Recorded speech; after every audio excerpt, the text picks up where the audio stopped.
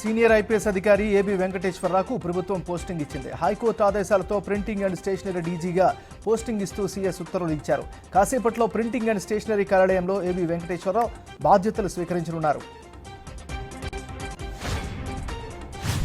YCP నేత Sajjala రామకృష్ణారెడ్డిపై criminal case నమోదైంది. TDP న్యాయవాది గూడపాటి లక్ష్మీనారాయణ ఫిర్యాదుతో పోలీసులు కేసు నమోదు చేశారు. వైసీపీ పోలింగ్ ఏజెంట్లను రెచ్చగొట్టే విధంగా సజ్జల వ్యాఖ్యలు చేశారు అన్న దానిపై తెలుగుదేశం పార్టీ నేతలు ఫిర్యాదు చేశారు. దీంతో ఆయనపై పోలీసులు ఐపీసీ సెక్షన్ కింద పలు కేసులు నమోదు చేశారు. ఆంధ్రప్రదేశ్లో కౌంటింగ్ దగ్గర పడుతున్న వేళ అన్ని పార్టీల్లో టెన్షన్ నెలకొంది. ఇదే క్రమంలో చంద్రబాబు పవన్ భేటీ ప్రాధాన్యత సంతరించుకుంటోంది. కౌంటింగ్ ప్రక్రియ సజావుగా సాగించేలా సమావేశంలో చర్చించనున్నారు. కౌంటింగ్ ఏజెంట్లకు శిక్షణ ఇవ్వనున్నారు. ఈ భేటీలో పురంధేశ్వరి కూడా పాల్గొననున్నట్లు తెలుస్తోంది. పల్నాడు జిల్లాలో రేపు సాయంత్రం నుంచి కౌంటింగ్ కంప్లీట్ అయ్యే వరకు అనధికార బంద్ కొనసాగనుంది. ప్రస్తుత పరిస్థితుల దృష్ట్యా కఠిన ఆంక్షలు ఉంటాయని ఎస్పీ మల్లికా ఖార్గ్ కీలక వ్యాఖ్యలు చేశారు. రేపు సాయంకాలం 6 గంటల నుంచి 5వ తేదీ సాయంత్రం 6 గంటల వరకు ఆంక్షలు పెడుతున్నట్లు స్పష్టం చేశారు. వేరే ప్రాంతాల వారెవరూ ఈ 4 రోజులు పల్నాడుకు రావద్దని సూచించారు. ఎన్నికల విధుల్లో నిర్లక్ష్యం వహించారని ఆంధ్రప్రదేశ్లోని 3 డిప్యూటీ కలెక్టర్లపై బదిలీ వేటు పడింది. ఎన్నికల కౌంటింగ్కు 4 రోజులే ఉండగా 3 డిప్యూటీ కలెక్టర్లపై వేటు పడడంపై సర్వత్రా ఆసక్తిని కనిపిస్తోంది. ఈ 3 అధికారులపై ఈసీకి ఫిర్యాదు వెళ్లడంతో బదిలీ చేయాల్సిందిగా సీఎస్కు ఆదేశాలు జారీ చేశారు. తెలంగాణ రాష్ట్ర అవతరణ వేడుకలను ఘనంగా నిర్వహించాలని సీఎం రేవంత్ రెడ్డి నిర్ణయించారు. జూన్ 2 ఉదయం 9 గంటల నుంచి కార్యక్రమాలు ప్రారంభమవుతాయని సీఎస్ శాంతికుమారి తెలిపారు. రాష్ట్ర సంస్కృతి సంప్రదాయాలకు సంబంధించి ట్యాంక్ బండిపై అనేక స్టాల్స్ను ఏర్పాటు చేస్తున్నామని తెలిపారు. మేడిగడ్డ బ్యారేజ్ మరింత ప్రమాదంలో పడుతుంది. 8వ బ్లాక్లోనూ లీకేజీ సమస్య గుర్తించారు. దీంతో భారీ మోటార్లతో డీవాటరింగ్ చేస్తున్నారు ఇంజనీర్లు. నీరు తొలగించాకే మరిన్ని పరీక్షలు చేస్తారు. 7వ బ్లాక్ కిందనున్న నీళ్లను అధికారులు పూర్తిగా తొలగించారు. డౌన్ స్ట్రీమ్ వైపున్న సీసీ బ్లాక్లను తొలగించి కాంక్రీట్ ఫ్లోర్ ఏర్పాటు చేస్తారు. టీఎస్ క్యాబ్ 200 కోట్ల స్కామ్ కేసులో ప్రధాన నిందితురాలు నిమ్మగడ్డ వాణిబాలను పోలీసులు అరెస్ట్ చేశారు.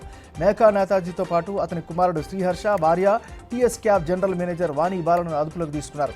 నెలకు 24% రిటర్న్స్ ఇస్తామని నమ్మబలికి 532 మంది నుంచి డిపాజిట్లు వసూలు చేసినట్లుగా తెలుస్తోంది. ఈ క్రమంలో 200 కోట్ల స్కామ్ జరిగినట్లు సీసీఎస్ పోలీసులు గుర్తించారు. 3 ఏళ్ల బాలుడిని ఓ కసాయి తండ్రి గొంతు నిలిమి చంపాడు. నిద్రిస్తుండగా అత్యంత కిరాతకంగా గొంతు నిలిమి హత్య చేశాడు.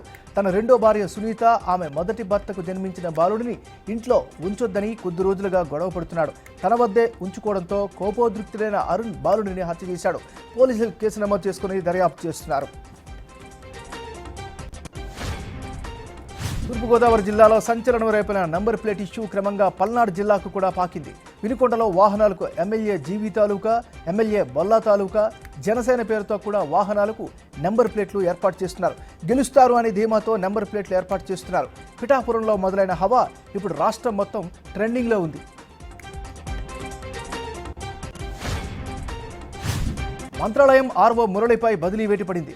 ఎన్నికల విధుల పట్ల నిర్లక్ష్యం వహించారని సీఈఓకు ఫిర్యాదులు వచ్చాయి. ఈ నేపథ్యంలో రాష్ట్ర ఎన్నికల సంఘం ఆదేశాల మేరకు మంత్రాలయం ఆర్ఓ మురళిని తప్పించి ఆయన స్థానంలో Anantapuram Hindustan petrol chemical deputy కలెక్టర్గా పనిచేస్తున్న చల్లా విశ్వనాథ్కు బాధ్యతలు అప్పగించారు.